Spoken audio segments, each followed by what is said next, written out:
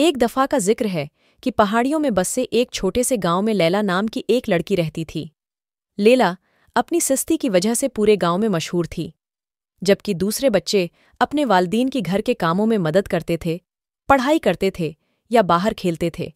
لیلا نے اپنے دن بستر پر لیٹے یا بیکار بیٹھے دن میں خواب دیکھتے ہوئے گزارے۔ لیلا کی ماں، ایک محنتی خاتون، نے اپنی بیٹی کو زیادہ فعال بنانے کی ہر ممکن کوشش کی۔ وہ اسے صبح سویرے بیدار کرتی، اپنے کاموں کو مکمل کرنے کے لیے دیتی اور اسے دوسرے بچوں کے ساتھ کھیلنے کی ترغیب دیتی۔ لیکن لیلا نے ہمیشہ کام سے بچنے کے بہانے ڈھونڈے اور اپنا زیادہ تر وقت ادھر ادھر ہی گزارا۔ ایک دن ایک بوڑھی عقلمند عورت گاؤں آئی۔ وہ اپنی جادوئی صلاحیتوں اور زندگی کے اہم اسباق سکھانے کے لیے مشہور تھیں۔ لیلا کی سستی کے بارے میں سن کر اس نے اس سے ملنے کا فیصلہ کیا۔ بوڑھی عورت نے لیلا کے دروازے پر دستک دی اور جب لیلا کی ماں نے جواب دیا تو اس نے لڑکی سے بات کرنے کو کہا۔ لیلا، متجسس لیکن پھر بھی اپنی آرام دہ جگہ چھوڑنے سے گریزاں، آخر کار دروازے پر آ گئی۔ بوڑھی عورت نے کہا، میں نے سنا ہے کہ تمہیں کچھ کرنے کا بہت شوق ہے۔ لیلا نے کندھے اچکاتے ہوئے کہا، مجھے اتنی محنت کرنے کا کوئی فائدہ نظر نہیں آتا، یہ تھکا دینے والا اور بور کرنے والا ہے۔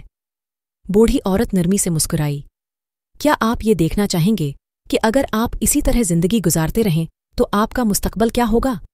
لیلا، متجسس، سر ہلایا۔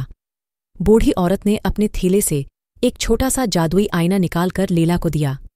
آس آئینے میں دیکھو، یہ تمہیں تمہارا مستقبل دکھائے گا۔ جیسے ہی لیلا نے آئینے میں دیکھا، اس نے خود کو ایک چھوٹے سے خستہ حال مکان میں تنہا اور جدوجہد کرتے دیکھا۔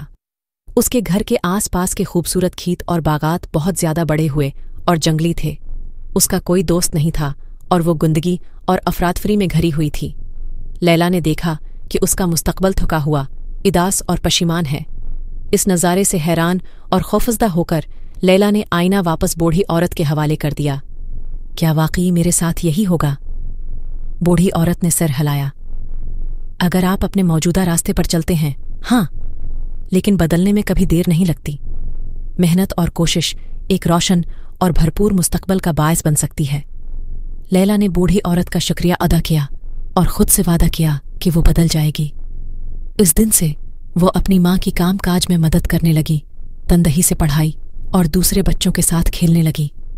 اس نے کامیابی کی خوشی اور اس فخر کو دریافت کیا جو محنت کے ساتھ آیا تھا۔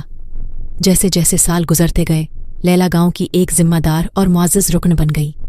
اس نے اپنے گھر کے چاروں طرف ایک خوبصورت باغ بنایا، بہت سے دوست بنائے اور ایک خوشگوار، بھرپور زندگی گزاری۔ اور اس طرح لیلا نے یہ قیمتی سبق سیکھا کہ اگرچہ سستی مختصر مدت میں دلکش لگ سکتی ہے، لیکن محنت اور استقامت ایک زیادہ فائدہ مند مستقبل کی طرف لے جاتی ہے۔ مجھے امید ہے کہ آپ نے کہانی کا لطف اٹھایا